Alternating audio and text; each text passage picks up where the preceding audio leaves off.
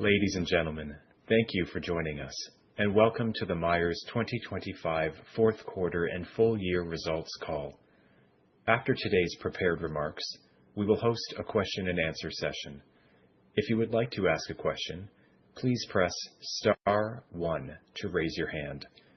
To withdraw your question, press star 1 again. I will now hand the conference over to Megan Beringer, Senior Director of Investor Relations. Megan, please go ahead. Thank you. Good morning, everyone, and welcome to Myers' fourth quarter 2025 earnings review. Joining me today are Aaron Schapper, President and Chief Executive Officer, and Sam Ruddy, Executive Vice President and Chief Financial Officer. After the prepared remarks, we will host a question and answer session. Earlier this morning, we issued a press release outlining our fourth quarter financial results. In addition, a presentation to accompany today's prepared remarks has been posted. Those documents are available on the Investor Relations section of our website at myersindustries.com. This call is being webcast live on our website and will be archived along with the transcript of the call shortly after this event. Now, please turn to slide 3 of the presentation for our safe harbor disclosures. I would like to remind you that we may make some forward-looking statements during this call. These comments are made pursuant to the safe harbor provisions of the Private Securities Litigation Reform Act of 1995. Such statements are based on management's current expectations and involve risks, uncertainties, and other factors which may cause results to differ materially from those expressed or implied in these statements. Further, information concerning these risks, uncertainties, and other factors is set forth in the company's periodic SEC filings. Also, please be advised that certain non-GAAP financial measures, such as adjusted gross profit, adjusted operating income, adjusted EBITDA, and adjusted earnings per share, may be discussed on this call. Now, please turn to slide 4 of our presentation as I turn the call over to Aaron. Thank you, Megan. Good morning, everyone, and thank you for joining us. I will begin today's call with a review of our fourth quarter. Then I will review full year 2025, which was a clear inflection point in Myers' history, with both the Focused Transformation Program and the significant decision to sell Myers Tire Supply. Overall, we believe these actions will unlock substantial value, enhancing the company's long-term growth profile. Following my comments, Sam will provide a detailed review of fourth quarter and full year financials and our outlook for the year. Turning to slide 5, fourth quarter sales were essentially flat year over year. Excluding the impact from our decision to exit low-margin products with the idling of 2 rotational molding facilities, sales would have been up 3% as infrastructure, industrial, and food and beverage growth was partially offset by soft consumer and vehicle demand. We expanded margins in the fourth quarter, demonstrating our ability to improve profitability as we grow the business in high-margin applications and align our operating footprint with customer needs.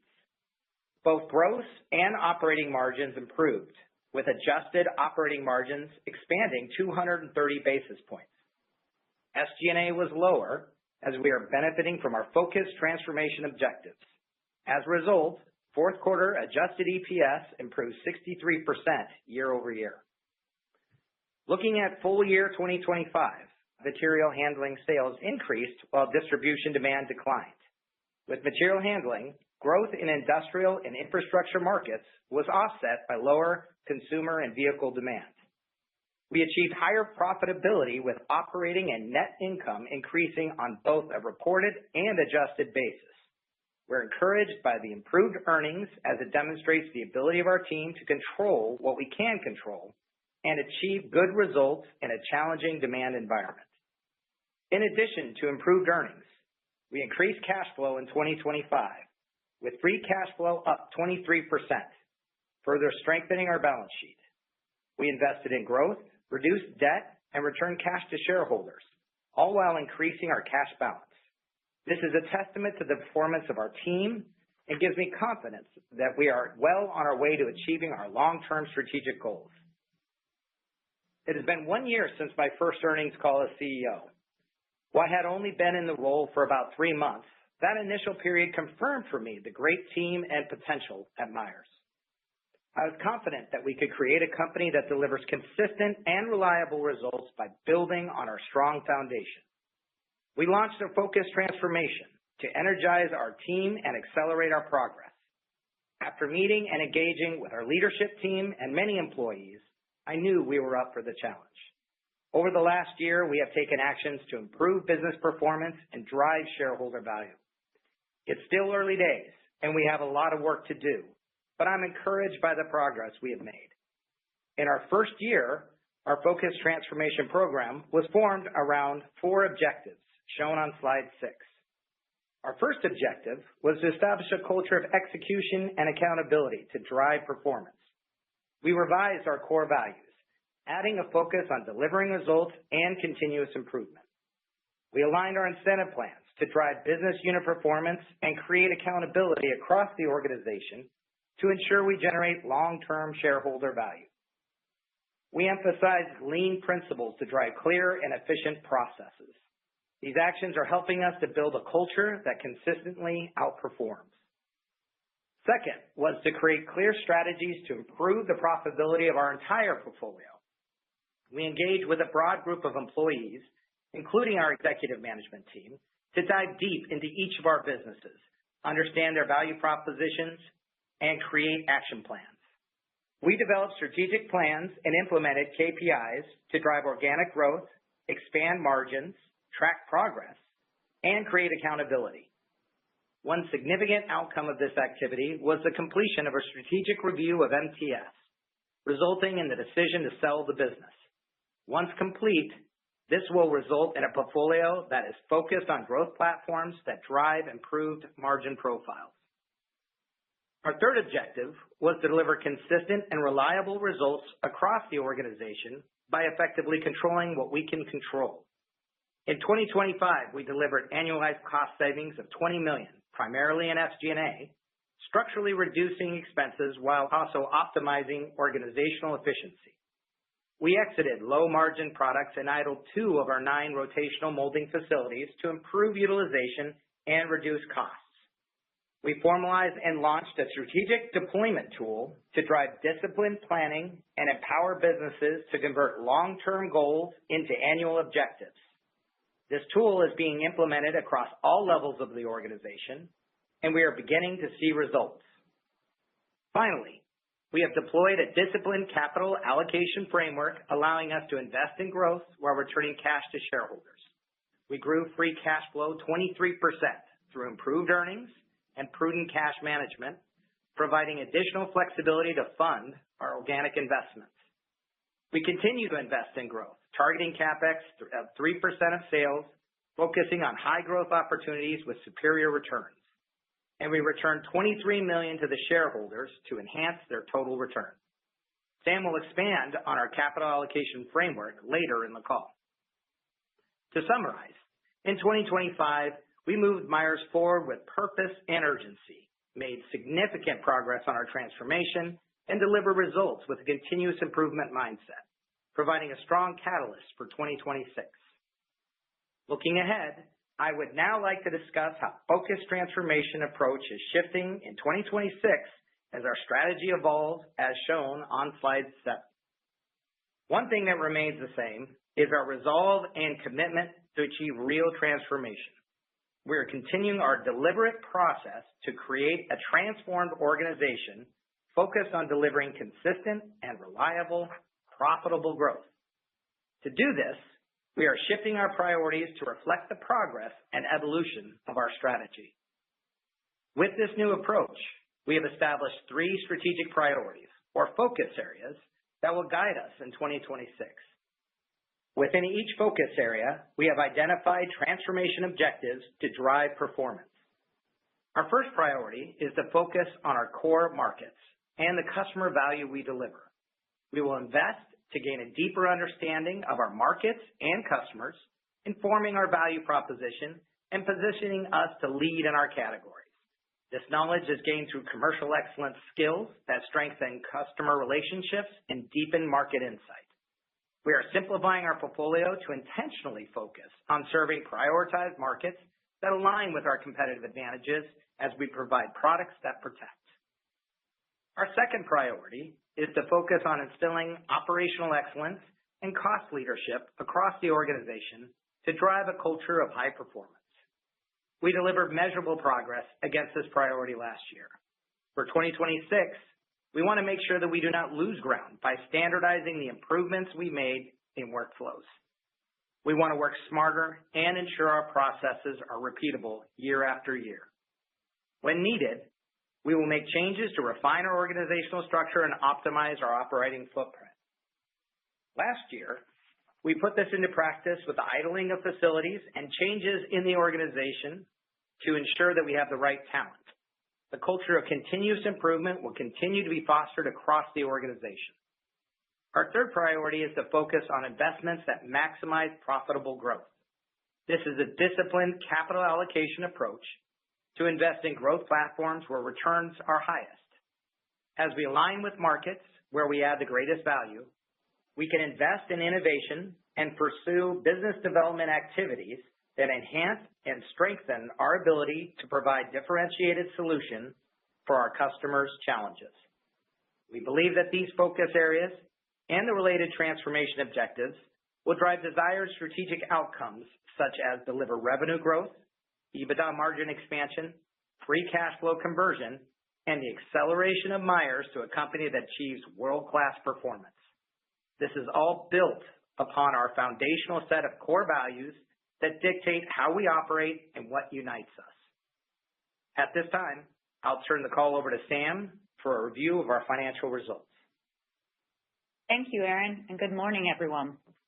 Let me start by reviewing our fourth quarter and full year results and then wrap up with the outlook by end market for the year. Please turn to slide 9. Fourth quarter net sales were $204 million, essentially flat year over year due to our decision to exit low-margin products with the idling of 2 rotational molding facilities. Excluding this, sales would have been up 3%. Adjusted gross margin increased 140 basis points to 33.6% due to favorable mix and higher volume, partially offset by unfavorable price. Adjusted operating margin improved 230 basis points to 11% as SG&A was lower year over year, driven by focused transformation savings. As Aaron mentioned, we achieved $20 million in annualized cost savings, primarily in SG&A, improving our margins in 2025 and positioning us well for 2026. Going forward, we will continue to focus on cost reductions and operating efficiencies to drive sustainable improvement in profitability. Turning to segment results on slide 10, material handling net sales decreased $0.4 million. Excluding the impact of idling our rotational molding facilities, sales increased 3.4%.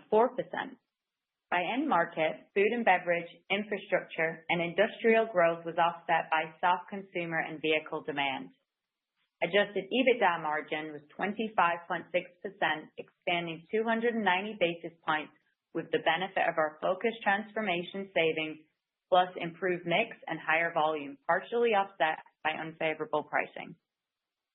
Distribution net sales increased 0.9% and adjusted EBITDA margin improved 160 basis points. Turning to slide 11, full year 2025 net sales was $825.7 million, down 1.3% year over year. Excluding the impact from idling our 2 rotational molding facilities, sales decreased 0.6%. Material handling growth was offset by distribution softness. Within material handling, sales in industrial and infrastructure increased while consumer and vehicle sales were lower.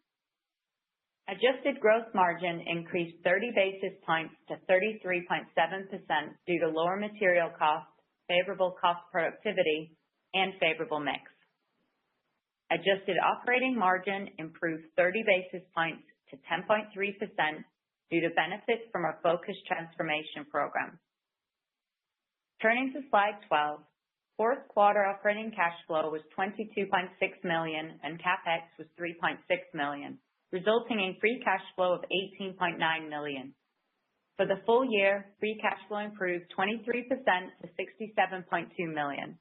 We reduced net debt by $44.2 million in 2025, resulting in net leverage ratio of 2.4 within our target ratio of 1.5 to 2.5. We plan to further reduce debt in 2026, bringing our net leverage ratio closer to the midpoint of our target range. We ended the year with a cash balance of $45.1 million and total liquidity at $289.8 million, providing us with ample flexibility to support our capital allocation priorities. Working capital as a percentage of sales increased slightly, primarily due to higher receivables from infrastructure project delivery timing, partially offset by lower inventory. We continue to focus on working capital management as a priority. Please turn to slide 13. Our capital allocation framework balances investing in growth while returning cash to shareholders. In 2025, we spent $19.6 million in CapEx, approximately 2.4% of sales. In 2026, we expect to be close to our target of 3% of sales as we continue to invest in organic growth platforms. We are also open to opportunistic acquisitions with a disciplined approach to support our growth platforms, now that our leverage ratio is within our target range. We returned $23 million to shareholders in 2025 through the combination of dividends and share repurchases. Returning cash to shareholders is an important element of our objective to create value for our shareholders. Turning to slide 14, we are providing our market outlook for 2026. Due to the planned divestiture of MTS, we are not providing an outlook for automotive aftermarket. Related to that, MTS is expected to qualify for discontinued operations accounting treatment beginning in the first quarter. We still see both risks and opportunities for our end markets as we continue to monitor geopolitical conditions, including energy markets, tariffs, or other factors that may influence demand trends. Also, our market outlook excludes the impact from exiting low-margin products and idling 2 rotational molding facilities in Alliance, Ohio, that occurred in Q4. This represents approximately $5 million in revenue per quarter, primarily industrial and consumer markets, with a favorable impact to earnings. Let me review our expectations by market. For industrial, we expect moderate growth as we are seeing modest recovery in manufacturing capital expenditure trends from our industrial customers. Militaries around the world are replenishing their inventories, and demand for military products continues to increase. In infrastructure, strong ongoing spend for large construction and utility projects, supported by conversion from wood to composite matting, should continue to drive strong growth. The current backlog for matting products is now the largest in the history of this business, giving us confidence in our 2026 outlook.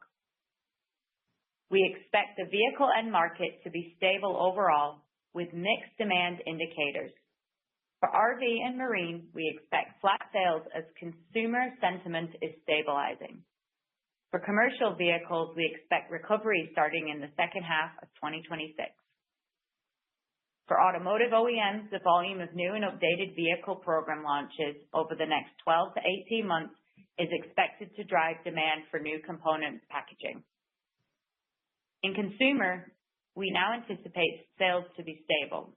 Strong winter storms across most of the U.S. at the start of 2026 created a sharp increase in demand for fuel cans. While this event drove demand in Q1, it is still early to determine full-year storm impact. However, we are planning for the average of 3 landed storms in the continental U.S. this year. Our food and beverage end market is forecasted to be slightly down for the year, reflecting the agricultural market position at the low end of its cycle. I would now like to turn the call back to Aaron for some closing comments before we take your questions. Aaron? Thank you, Sam. In closing, I'm pleased with the meaningful progress we are making on our focused transformation to become a company that consistently delivers reliable financial results. There is still room for improvement, but our overall trajectory is encouraging. Margins are improving and cash flow is increasing as we begin to see early benefits from focused transformation. Supporting this is our capital allocation framework that balances investment in growth and returning cash to shareholders to create sustainable value. And as we invest, grow, and simplify our portfolio, we are aligning our operations with markets that are growing and offer higher returns as we deliver products that protect. With that, I'd like to turn the call over to the operator for questions. Operator? We will now begin the question and answer session. If you would like to ask a question, please press star 1 to raise your hand. To withdraw your question, press star 1 again. We ask that you pick up your handset when asking a question to allow for optimum sound quality. If you are muted locally, please remember to unmute your device. Please stand by while we compile the Q&A roster.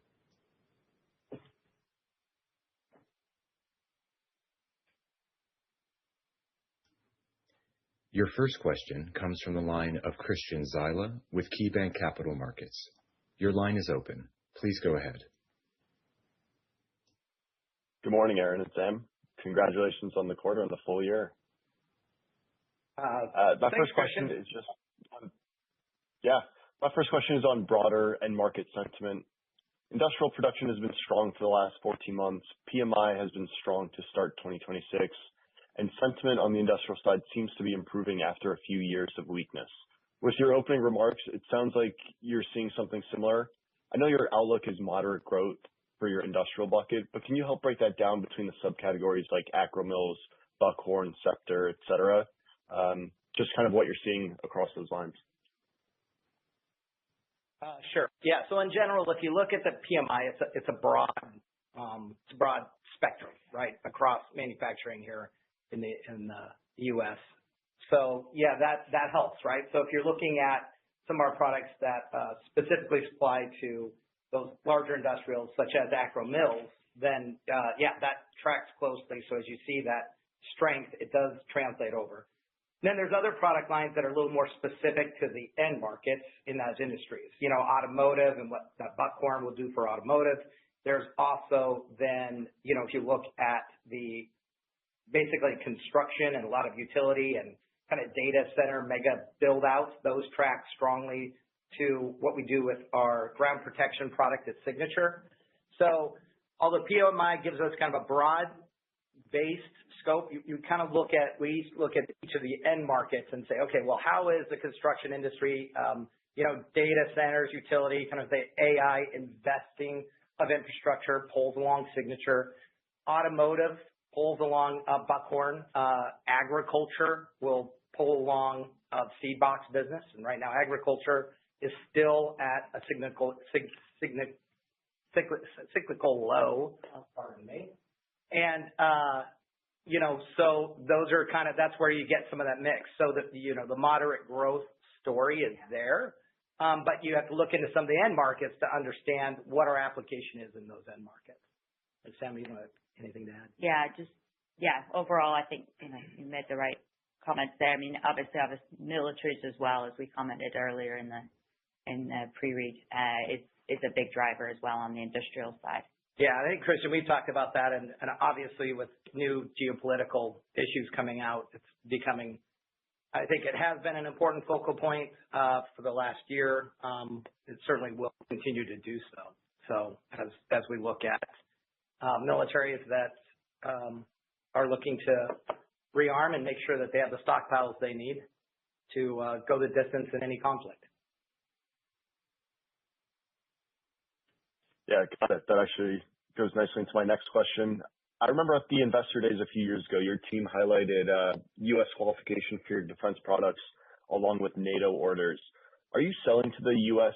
DOW now, and are you anticipating or seeing a pickup in demand from your programs, given just what's unfortunately happening across the world? It just seems like your product is a great complement of consumables in the end market. So just any broad thoughts there and kind of how you see that shaping up through the year, and maybe how you size that full business. Thanks. Yeah. So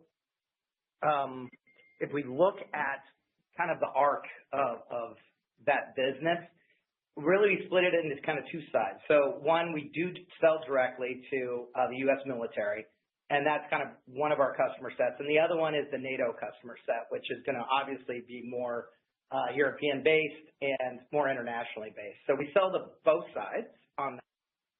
NATO has made it more of a strategic priority to have a supply chain that's independent, more independent of the U.S. in the past.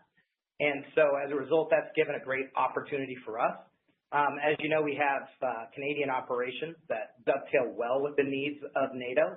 And then we also have operations here in the U.S. for injection molding to meet the needs of the U.S. government. So what we plan on doing is we use both our supply chain in both Canada and the U.S., and we're looking for opportunities globally. As NATO grows, we want to grow with that business. So we're always happy to look for those opportunities internationally.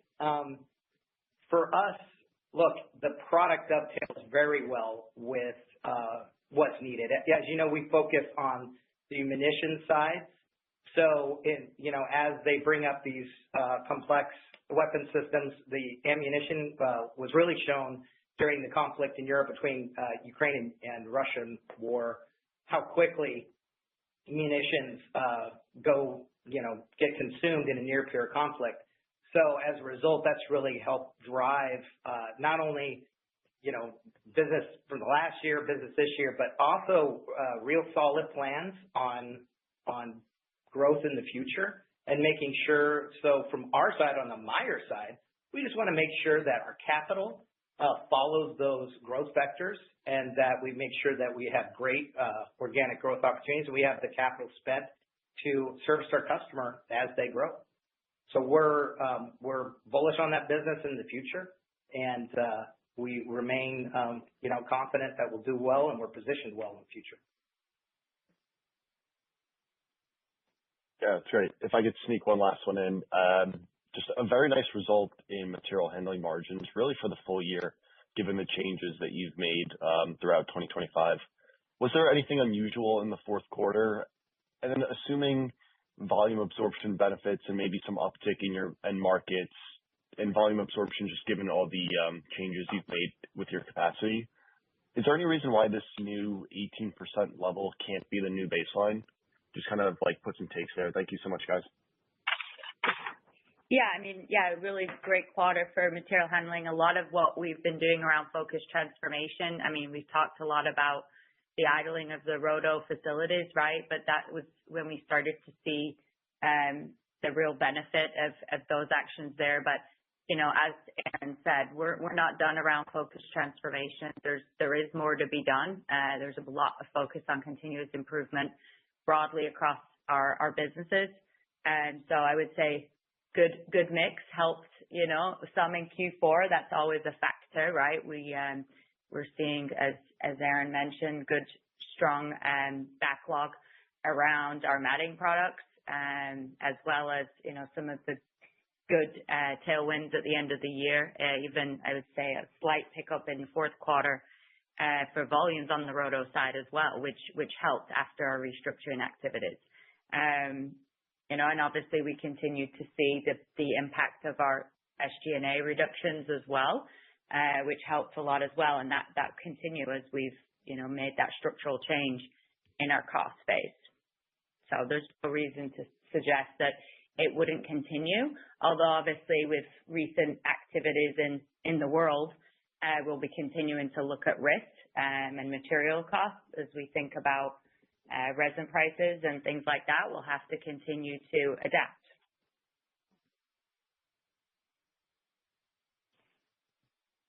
Great. Thank you so much. As a reminder, if you would like to ask a question, please press star 1 to raise your hand. Your next question comes from the line of Bill Dezellem with Tieton Capital Management. Your line is open. Please go ahead. Thank you. Congratulations on meeting your $20 million cost reduction goal in 25. How much of that $20 million is going to be incremental to 26 because you did not have it all as of January 1, 25? Yeah, I mean, there will be some incremental.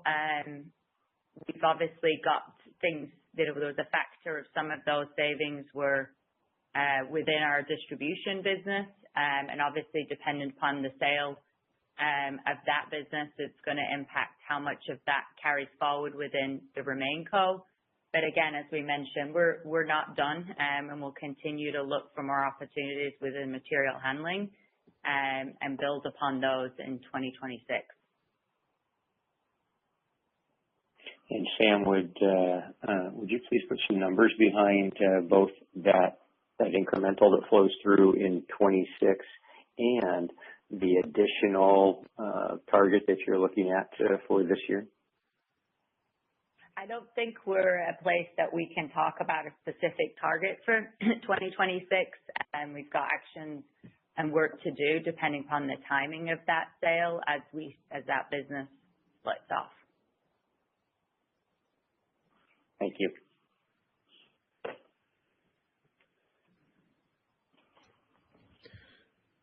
There are no further questions at this time. I will now turn the call back to Megan Beringer for closing remarks. Thank you for joining us today. If you'd like to continue the conversation, my contact information can be found on the final slide of this presentation. We look forward to staying in touch. With that, we'll conclude the call. Have a good day. This concludes today's call. Thank you for attending. You may now disconnect.